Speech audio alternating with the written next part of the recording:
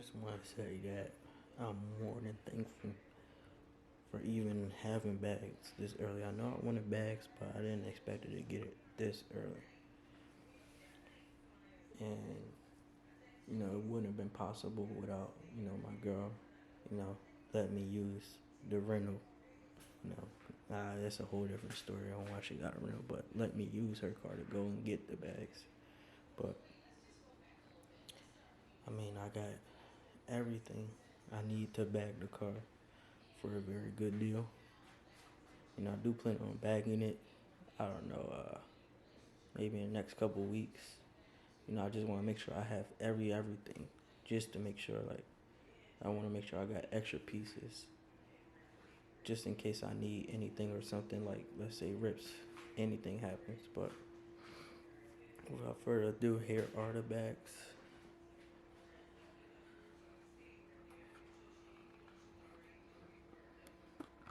I did go with AirTech struts. These are brand new, basically. I did buy them from a second hand user. They are used, but barely used. The fronts are only ones that's used. As you can see, the rears, they're basically brand new. They still in a wrap and everything. They've never been mounted or anything.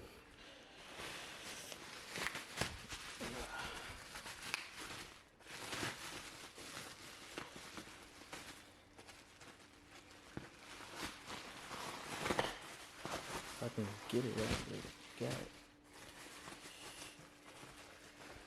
Right now, I did say on my last video that I'm running coils. I'm running the Factory Fab FR specs, and therefore more of a track stance. I thought there would have been more of a drop, but it's not a good enough drop for me. I do want to be low, but like I said, I got bags, so I can be low and adjust and everything and all that stuff. But here they are. These are the ones that's brand new, never been used. I've been hearing a lot of good reviews from these. They are pretty, I want to say they're in the middle of the quality of struts. If you do try to buy these separate, I think they're for the front and rear brand new is $1,500. But yeah, maybe I might, if I do run a bigger wheel or a 3-piece wheel, I might have to change this out. Maybe the bellow or the bag or something, however you say it. I might have to change that out to get a slimmer one so I could fit a wider wheel in there. And let's see what else. I do have a trunk set up. It's already set up. The guy, had his on his car for some time, but barely used. Like I said, as you can tell there, no rust,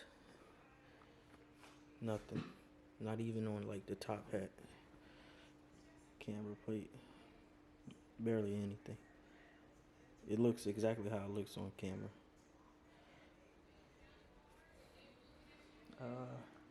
And yeah, I know.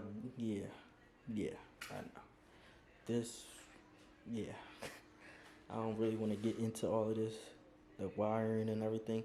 It's pretty straightforward, pretty much, but it's a lot of wires, and sometimes when people do bags, they take it to a shop and this, that, and the third. I'm not taking my car to a shop for me to put back. I did my coilovers myself. I could do my bags myself. All I gotta do is figure out this wiring part. Shouldn't be too hard. I do got a pretty good gist of it. So I do have everything laid out here. I've been watching countless of videos. I'm talking hours of how bagging my WRX, Chris Borg's, all these videos on bagging their cars, and it's different, but at the same time it's the same. People do have different setups, but I got the 3-piece setup, which is the one with the controller, and you could air your car out with your phone and all of that stuff. But let me get y'all into this wiring, what I think the wiring is for. So these these 4 wires. Hold on, let me see. These 4 wires. So black, red, and then another 2 over here. Another black, another red. So what I am assuming them for is for the battery to supply power to the management, compressors, all of that stuff. And as you go down a little bit more, here is the USB for the controller. I mean, he did tape everything up because he didn't want like nothing like separate from each other. I just had to redo it and do it neatly with some zip ties. And let's see what else. Don't mind this. This is a wire that fell off from over there. I ain't really too worried about it. I could cut wire and resplice it. Here we have, this is your pink wire. So this is your ignition wire. So this is whether you want to run your airlift constantly, or have it when you turn the car on and off. So this is your ignition wire, the pink wire. And what the previous owner did was, hold on, let me see if I can get it to focus. Let's do that.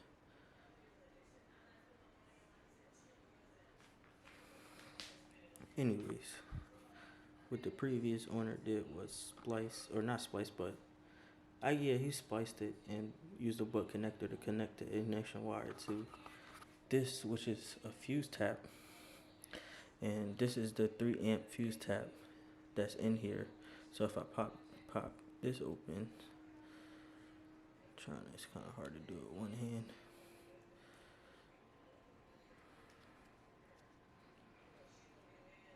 Anyways, y'all get the idea. But if I pop this open, there's going to be a fuse in here.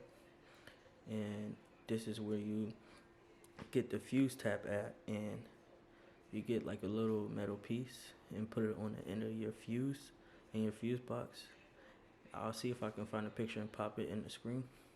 But this piece, you get it on your fuse box and kind of connect that to the fuse, and that's what's gonna, determine whether or not you want to have your airlift running 24/7, or whether you turn the car on and off when it's running. I wouldn't recommend trying to tap into a 24/7 fuse, because that could drain your battery. But yeah, that's that part. And as we get further along, here are the sensors for the ride height. And here is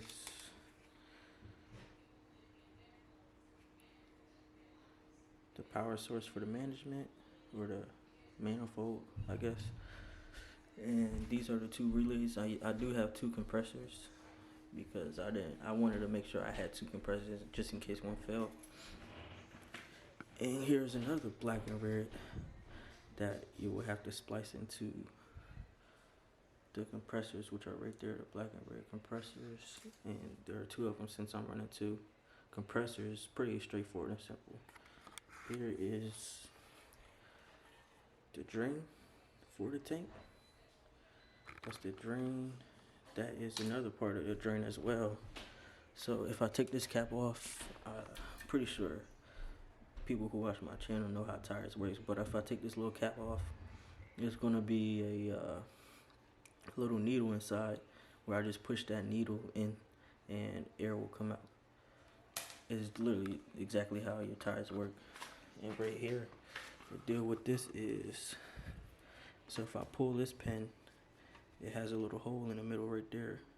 So if I pull that, air will also come out. And that's basically my drain setup. Alright, now let me show you my trunk setup. Boom.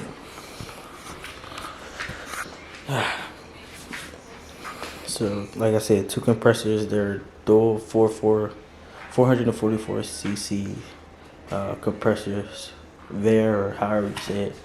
Then I believe this is a 4-gallon tank. This is a 2N tank. So I have 1 port right here, 1 port right here, and another two right here. Now there is different tanks you can go with. You got your faceport tank, which is, I'm pretty sure you guys seen it, but where people have their lines or ports coming out of here on the face of the tank. And here's the management or the manifold. I keep saying management, but that's the manifold. Here's the controller.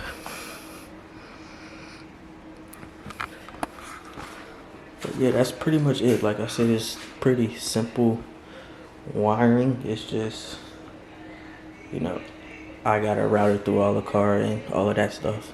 I do want to get my wiring done first before I even lift the car up in the air and start, you know, changing the suspension out. But what I was gonna ask, if any of you guys are bagged, is how would I tap these wires into the battery? Do I get a ground wire like this? Because the black wire does have a ground. I'm not quite sure how I would do that for like the other three wires. So, I mean, I'll figure it out eventually. Like I said, I've been watching a lot of videos on bags and like installing bags and whatnot, but I'll try and figure it out myself. But if you guys know, just let me know now down in the comments, please. And another thing with the bags are, it did come with dampening.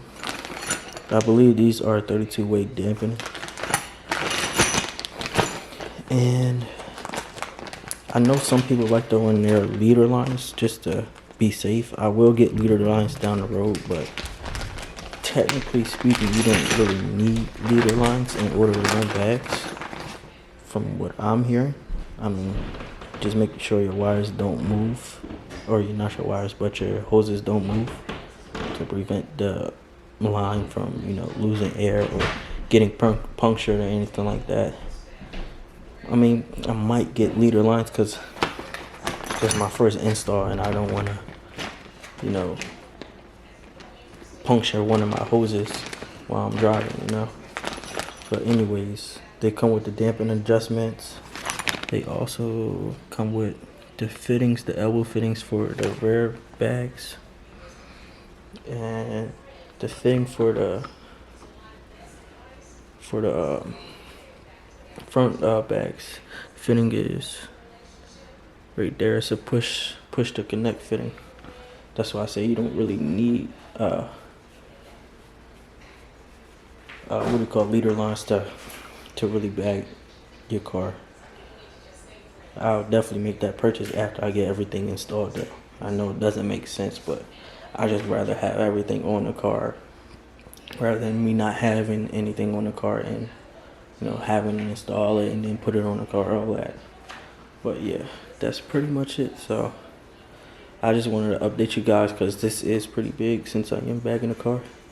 There's really not too many bag cars in general in Delaware, so that's what I'm gonna do with the car. But yeah, I'm just still debating on what wheels I should go with. You know, I do want to do something big that's gonna be, you know, complementing the entire car. So, but yeah, that's pretty much it. And I do have another surprise for you guys, so stay till the end.